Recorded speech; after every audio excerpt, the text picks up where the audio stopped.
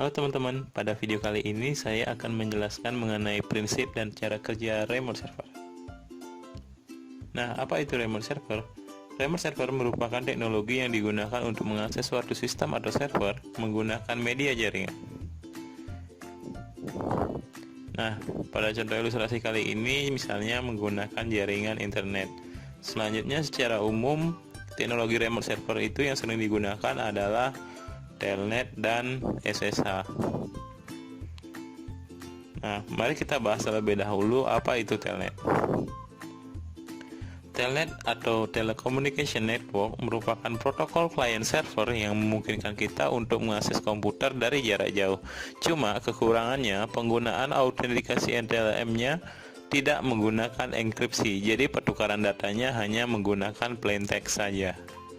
Oke, secara ilustrasi bisa digambarkan seperti ini. Semisal dari komputer klien itu mengirimkan sebuah data ABC. Jadi selanjutnya dikirim ke sebuah server melalui media jaringan internet. Itu akan tetap dibaca sebagai ABC. Selanjutnya diterima oleh server dengan perintah ABC. Jadi data di sini tidak dienkripsi, hanya dikirim sebagai plain text saja. Nah, dalam penggunaannya, Telnet menggunakan port 23.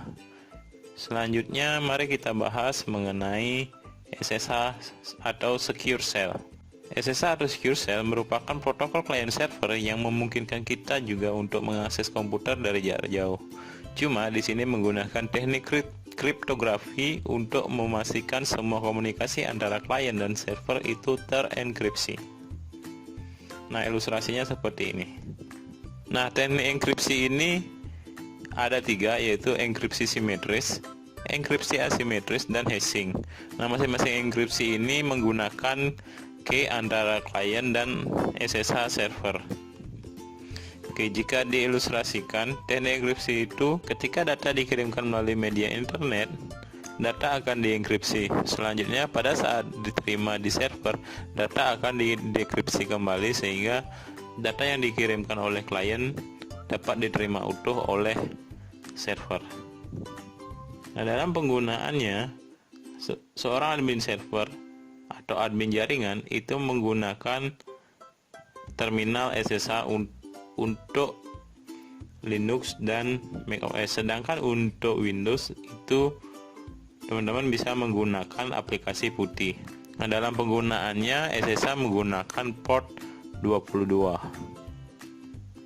Nah, setelah terkoneksi dengan server, selanjutnya teman-teman bisa melakukan kendali terhadap server, baik itu melakukan reboot, add user, install aplikasi, dan yang lainnya. Nah, dengan adanya enkripsi inilah sekarang SSH yang mulai banyak digunakan.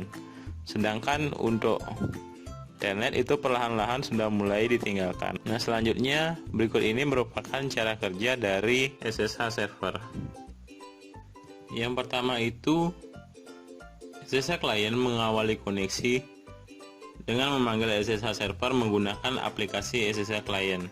Di sini dalam Windows bisa menggunakan putih, dan di Linux maupun di macOS itu sudah ada SSH client bawaannya.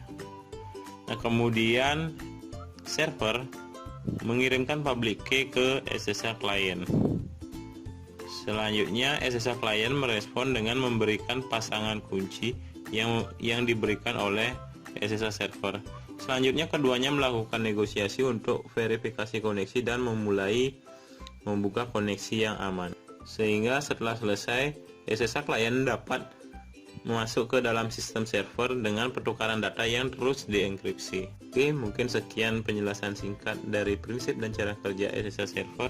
Sampai jumpa lagi di instalasi dan konfigurasi SSH server. Terima kasih.